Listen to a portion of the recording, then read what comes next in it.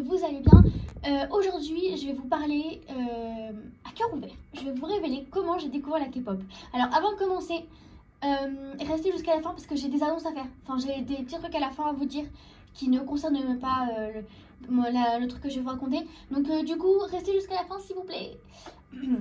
Parce que du coup, j'en profite dans la vidéo pour vous raconter. Bref, donc, tout commence quand j'avais 9-10 ans, je crois.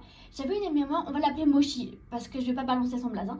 Et Mochi, du coup, elle me fait découvrir Blackpink. Je connaissais déjà BTS de nom, mais je connaissais pas du tout leur musique. Et elle me fait découvrir Blackpink, avec 4 chansons. Désolée pour mon accent éclaté au sol. Kid is Love, Real Like Dance, Doudoudou et Boombaya.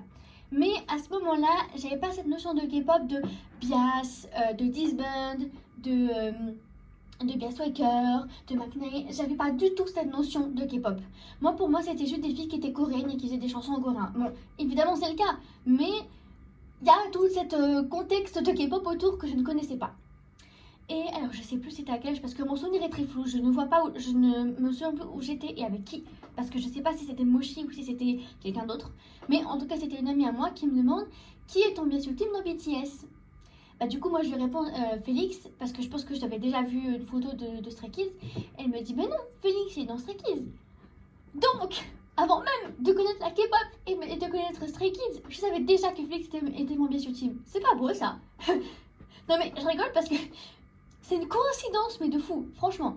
Et c'est cet été. Donc, pendant leur tournée Dominate, vous allez bien retenir ça parce que c'est important pour la suite.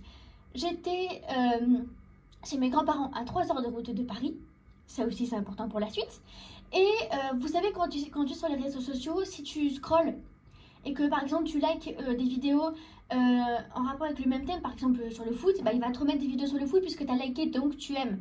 Et je pense que j'avais dû tomber sur des vidéos de K-pop et que j'ai liké parce que j'ai aimé ces vidéos. Alors je crois que ça a été sur Snap. Hein. Et à ce moment-là, il y a 2 chansons qui reviennent. Il y a Tick Tick Boom et La La La La.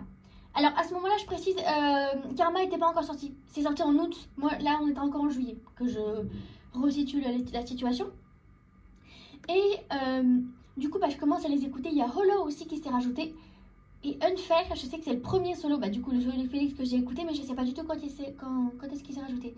Et S-Clace, je connaissais le refrain, mais pas la chanson, alors que là pourtant, je la connais en entier. Bref, et du coup j'ai commencé à super aimer leur chanson. J'étais baby stay à ce moment-là, donc oui, ce que je vais dire, je suis sûre que si vous seriez à côté de moi, vous m'aurez en balancé un frigo dans la gueule. Oui, je n'arrivais pas à les différencier.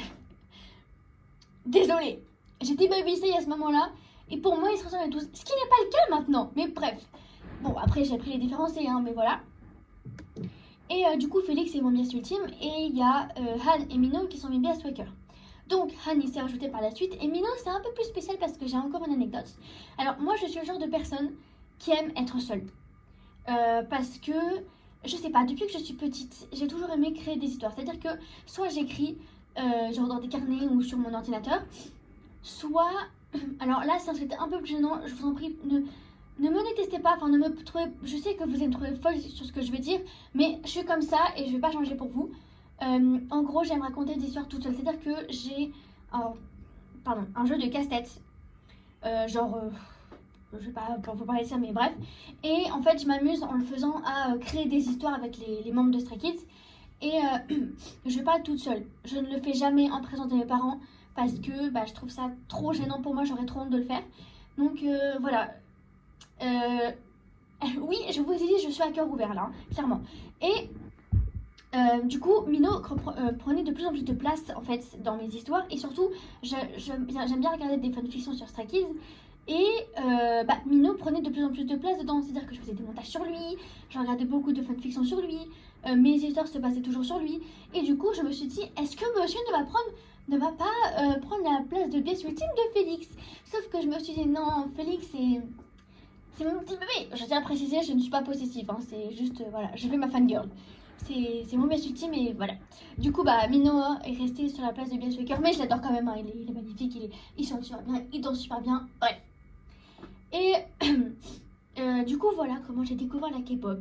Alors, je suis dans un pays qui est très compliqué, ce qui fait que je n'ai absolument rien en fait de Stray Kids à part des dessins que j'ai fait et le lipstick. Je n'ai rien du tout, j'ai pas de poster, tout ça, c'est ça. Parce que, en fait, dans le pays où je suis, parce que je n'habite pas en France depuis que j'ai 12 ans, j'ai déménagé dans un autre pays que la France. Pour recevoir les colis, c'est un peu compliqué. Je vais pas rentrer dans les détails parce que ça, c'est ma vie personnelle, mais voilà. Bref, du coup, voilà comment j'ai découvert la K-pop.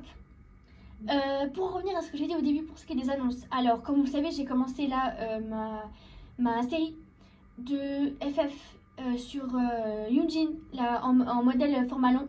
Alors mes cours me prennent beaucoup de temps et j'avoue que j'ai pas forcément le temps de faire le montage parce que c'est long à faire. Du coup je risque encore d'avoir du retard. Je vais essayer de faire le plus efficacement possible, mais voilà.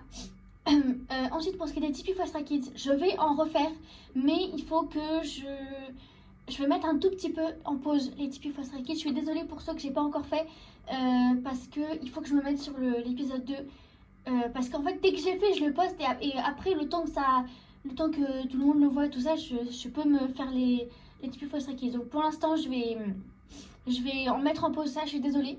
Je vais essayer de poster des montages et ce genre de trucs entre temps, mais les Tipeee for Stray Kids pour l'instant je ne vais pas en faire, enfin je ne vais plus en faire du moins. Pour me consacrer à ma fanfiction vidéo longue. Deuxième chose, alors là je vais parler de CapCut. En fait j'ai une chaîne CapCut. Alors je suis pas créatrice, c'est-à-dire que je vais essayer d'expliquer, on va faire simple.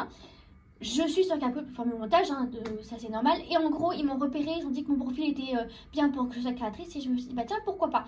Donc ils m'acceptent, je deviens créatrice et en fait quand j'ai commencé à poser des modèles, je n'y arrivais pas, c'était compliqué, ça me faisait... oui, j'ai bipé parce que j'avais pas envie de dire le gros mot. Ça buguait, ça voulait pas se poster, les droits d'auteur, les machins. Eh non, vas-y. Donc, j'ai tenté d'enlever le fait que j'étais créatrice. Genre, je voulais juste être un profil normal, mais j'y arrive pas. Donc voilà. Donc, normalement, si vous voyez sur mon profil, je suis créatrice, mais non, hein, je ne poste rien malheureusement. Alors, je like des shorts, enfin, des modèles, donc vous pouvez l'utiliser si vous voulez. Mais voilà, j'ai que 3 followers, donc. Mon idée, du coup, parce qu'en fait, ma chaîne CapCut a le même nom que ma chaîne YouTube, donc Kawaii Stay. Mais si vous tapez Kawaii Stay sur la barre de recherche de CapCut, vous n'allez pas me trouver. Il faut taper mon idée qui est en description de ma chaîne. Deuxième chose, j'aimerais faire un concept. En gros, là, sur la vidéo que je suis en train de faire, je vais vous mettre mon adresse mail.